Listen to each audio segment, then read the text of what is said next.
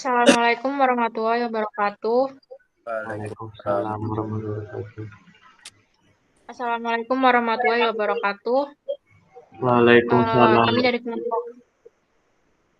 Kami dari kelompok 17 ingin mempresentasikan terapi ibadah beserta contoh penerapan dalam penelitian. Anggota kelompok kami ada saya sendiri, Tafila Maulidia Hidayat, NIM 238, Ahmad Ridho Kuniawan, NIM 251, Muhammad Ramdan Fajrandi, NIM 263. Ibadah sendiri menurut bahasa atau etimologis adalah berasal dari kata ta'abud yang berarti menundukkan dan mematuhi. Dikatakan torikum mu'abad, yaitu jalan yang ditundukkan yang sering dilalui orang. Sedangkan dalam bahasa Arab sendiri berasal dari kata abda yang berarti menghamba. Jadi meyakini bahwasanya dirinya hanyalah seorang hamba yang tidak memiliki keberdayaan apa-apa, sehingga ibadah adalah bentuk taat dan hormat kepada Tuhannya. Ada pula secara terminologis menurut Hasbi al-Sidki, pengesaan Allah dan pengagungnya dengan segala kepatuhan dan kerendahan diri kepadanya. Kemudian ada menurut ulama tasawuf, ibadah adalah perbuatan mukallaf yang berlawanan dengan hawa nafsunya untuk mengagungkan Tuhannya. Terus ada pengertian terapi sendiri. Terapi menurut Profesor Dr. Singgi merupakan perawatan terhadap aspek kejiwaan seseorang yang mengalami suatu gagasan ataupun penerapan teknik khusus pada penyembuhan penyakit mental dan pada kesulitan-kesulitan pada penyelesaian diri. Terus menurut Hamzah, Ismail, dan akhir tahun 2012, ibadah merupakan perkara penting dalam kehidupan seorang mukmin yang mencakup seluruh jenis ibadah dan meliputi makna kepatuhan kepada segala perintah Allah dan menjauhi segala larangannya. Dalam surah Al-Talaq ayat 2 sendiri dijelaskan bahwa bagi hamba Allah Subhanahu wa taala yang berdoa memohon pertolongannya akan memberikan jalan untuk keluar dari permasalahan tersebut. Slide selanjutnya akan dijelaskan oleh teman saya, Randi. Yang selanjutnya adalah terapi ibadah. Terapi yang diberikan kepada pasien atau klien dengan berdoa atau berzikir kepada Allah Subhanahu wa taala. James menyatakan bahwa tidak ragu lagi bahwa terapi yang terbaik bagi keresahan jiwa adalah keimanan kepada Tuhan. Keimanan kepada Tuhan adalah salah satu kekuatan yang harus dipenuhi untuk membimbing seseorang dalam hidup. Dalam Jamaluddin Anco dan Fuad Nasori Suroso. Nah, di sini James melakukan penelitian di mana James sendiri menemui hasil bahwa suatu kerohanian seseorang atau ketika orang itu beribadah itu memiliki terapi yang paling bagus dalam diri manusia atau paling baik.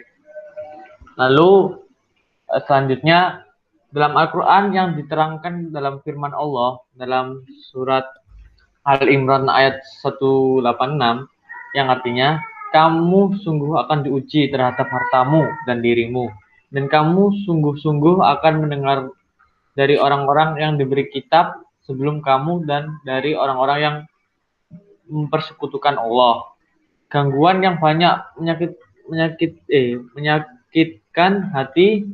Jika kamu bersabar dan bertakwa, maka sesungguhnya yang demikian itu termasuk urusan yang patut diutamakan. Nah, di dalam ayat ini dikatakan bahwa Allah menguji seseorang sebelum dalam untuk mempersekutukan Allah. Gangguan yang banyak banyak menyakiti hati. Nah, di sini seperti banyaknya orang yang berterapi itu kebanyakan dari penyakit hati seperti cemas, iri hati, dan lain sebagainya. Maka di sini Al-Quran juga mengatakan bahwa solusinya itu adalah bersabar dan bertakwa.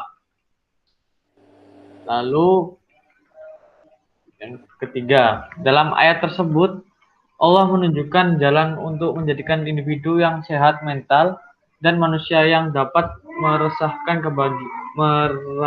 kebahagiaan secara positif, yaitu dalam menghadapi ujian. Lalu kita harus bersabar dan bertakwa. Maka dalam penjelasan di atas untuk penerapan ibadah dalam terapi penelitian sebagai berikut. Nah, slide selanjutnya diterangkan oleh Ridho. Selanjutnya, contoh penelitian. Yang pertama, Hirokoshi dan kawan-kawan pada tahun 2006 melakukan sebuah penelitian di salah satu institusi pelayanan kesehatan atau rumah sakit jiwa di Jawa Barat dengan metode wawancara yang dilakukan kepada 15 responden yang pernah memanfaatkan terapi tradisional dan alternatif di dalam pondok pesantren.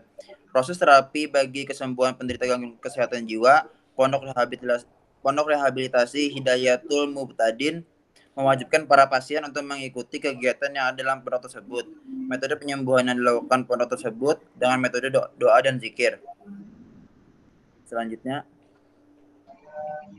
menurut pengasuh pondok zikir, merupakan amalan ibadah yang bisa menjadi terapi bagi berbagai penyakit, baik seperti penyakit psikis, seperti stres, khawatir, cemas, depresi, dan lainnya.